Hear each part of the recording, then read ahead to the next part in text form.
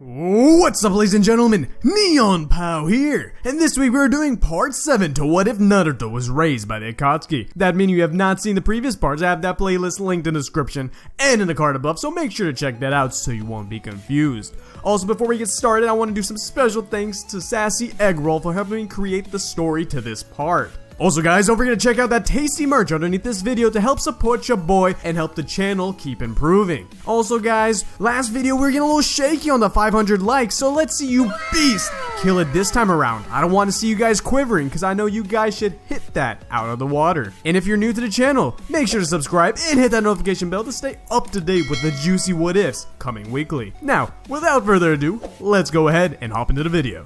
In the last episode, we left in a very horrific predicament. Sasuke had just stolen Neji's innocence, and he was left without the light of sight. The third Hokage had decided to hold off the next battle for an hour to get everything under control. Arch-Jinchuriki spy, Naruto, sat there as stunned as the rest of the audience in shock of what had happened. He knew Sasuke wouldn't normally do such a thing, but unlike the rest of them, he knew exactly what the cause was. Knowing that the power given to Sasuke by Orochimaru is what had been the cause of this, he sat in silence as the only one without ignorance to this situation. If such an overwhelming and uncontrollable power had been bestowed to Sasuke with nothing more than a bite, he wondered how many more of Orochimaru's men shared this power. He knew of at least one, that being Kimimaro, and knew there had to be more. Orochimaru's power truly was more incredible than Naruto had initially thought, and he was glad to be aligned with him. Speaking of which, the plan to be carried out would surely involve him, so when was it supposed to start? Moments after thinking this, the sign Naruto was supposed to look out for had occurred. A drowsy feeling came over him, a comforting warmness filling his entire being. Just as he was about to pass out, he realized that this was the Genjutsu, seeing as many people around him began falling asleep. From all of his training with Itachi, and most recently with Kin, releasing the Genjutsu was child's play. He came to full attention within several seconds. As the Konoha invasion is put into high gear, Naruto looks around for something specific for him to do. He was left in confusion until he saw a barrier form on top of the roof. Looking over to where the Kage had been just moments ago, the Hokage and Kazekage were nowhere to be found. And Naruto had the feeling that they may be on the rooftop. Ignoring the combat raging all around him, Naruto decides to go on top of the rooftop to see if what's happening there could help him decide what he has to do. Kakashi notices Naruto leave, but is too busy fending off the intruders to stop his pupil. Naruto, finally reaching the rooftop, saw that there was a fight breaking loose inside the barrier between the third Hokage and Orochimaru. Their fight has yet to truly begin, but he sees on top of the roof multiple people he recognizes to be Anbu, mere spectators to the show about to occur. As Naruto shifted his focus back to the fight for a moment, a blood-curdling scream was let out in the direction of the Anbu, only to be silenced a moment later. He looked back to where they were standing just moments ago and saw that each of their bodies had been impaled with a familiar object. A sharpened bone. Coming from behind the victims was Naruto's old friend, Kimimaro, looking tired and defeated.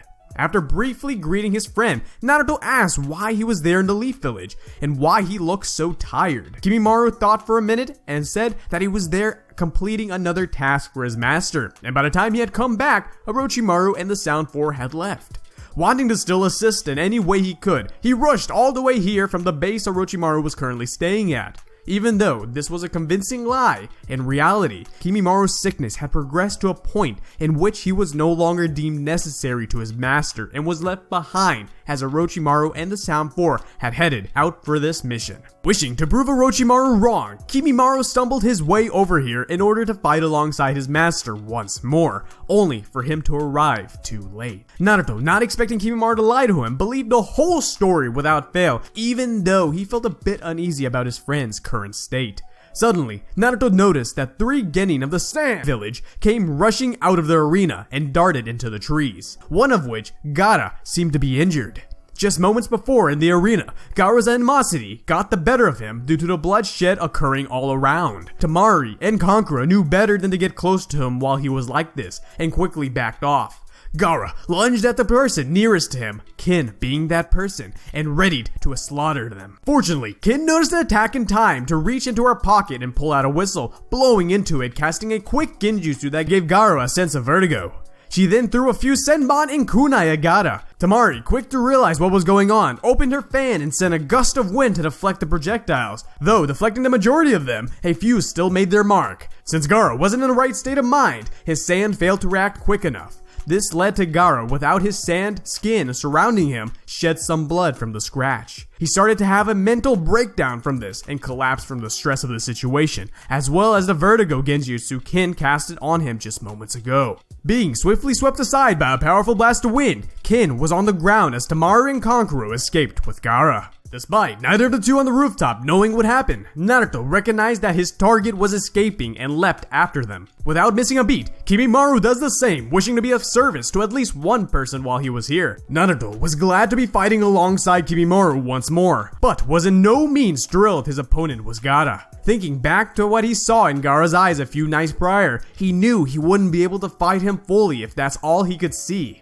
He attempted to see him as part of a mission, a mere piece of the puzzle he had to collect in order for the Akatsuki to finish it. Naruto was still hesitant to fight Gaara, but it was the closest he could get to being okay with it at the moment. Catching up at last to the Sand siblings, Kimimaro wastes no time with formalities. He immediately targets Temari due to her fan giving away the fact that she is a long-range fighter. He deemed her to be a bigger threat to Naruto's success due to his short-range approach in combat. Temari evaded most of the attacks at first, but quickly became overwhelmed when Kimimaro increased his rate of attack. His attack patterns began turning irregular as she couldn't predict his next move.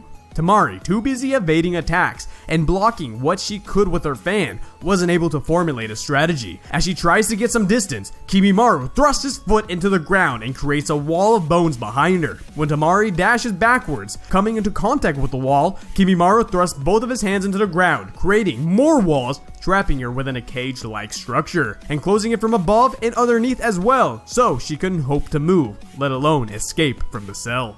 As this is going on, Kankuro is forced to both fend off Naruto and protect Gaara until he awakens. Naruto rushes at him, aiming for Gaara at first, hoping to simply capture him while he is unconscious. Kankuro unwraps his puppet before Naruto can reach him, causing him to stop and wonder what this technique is, a typical Naruto move. Kankuro sends the puppet on the offensive, trying to take advantage of Naruto's state of awe. Naruto snaps back to reality and evades his attack in the nick of time. He remembers hearing about an Akatsuki member that was a puppet master, and regrets not being able to meet him. With the exceptions of a few members based on the judgment of Pain and Konan, as well as Obito, Naruto hadn't really met any of the other members in the organizations he called family. He'd have to change that, but first, he needed to get out of this situation. Naruto, after fighting Kankuro for a while, gauged the puppet's abilities, incorrectly however, as the puppeteer was still hiding many of its abilities. Just when Naruto was about to go on the offensive, the puppet's arm grew far longer than what it was before. A spike shot out from the arm. This unexpected movement caused Naruto to be caught off guard enough to be grazed by the poison-coated blade. Naruto decided to end the battle by creating a clone,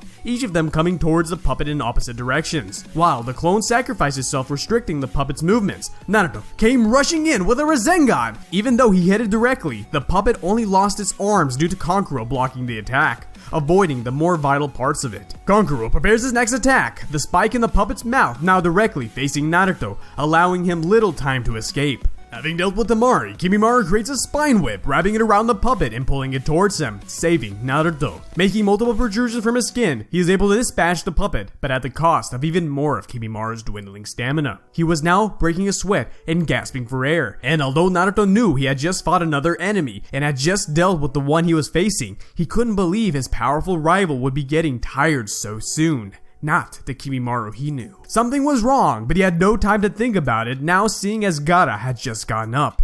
The option to peacefully capture him was now thrown out the window. Naruto and Kimimaro, both knowing this fight couldn't last much longer for either of them, they decided to come at Gaara with everything they had. Their efforts actually work flawlessly until Gaara starts transforming. This forces Kimimaro to awaken the first stage of his curse mark to make up for the fact that he was losing strength. Naruto, still affected by the poison, is weakening as the battle progresses. In hopes of fighting the poison, he extracts some of his tailed beast power. Surprisingly, the healing effects lowers the chemical's potency. He then uses the multi-shadow clone jutsu in hopes of overwhelming Gaara. Even though Naruto is weakened, this works better than it does in canon due to each of the clones possessing Naruto's knowledge of taijutsu as well his possession of the Rasengan. The clones end up striking and bludgeoning the host of the One-Tails from all directions with Rasengans. This attack in combination with Kimimaro's attacks is super effective against Gaara, causing him to be immobilized. Unfortunately, the attack also caused Naruto to lose much of his chakra and stamina, making him severely weakened. However, Naruto knows he can't drop here. He goes over to Kimimaro, who is back to normal and barely able to walk, and carries him towards the hideout he knows Orochimaru has in the area. Before they leave the area, Gaara calls out to Naruto, asking why he was sparing him when he could easily kill him here and now.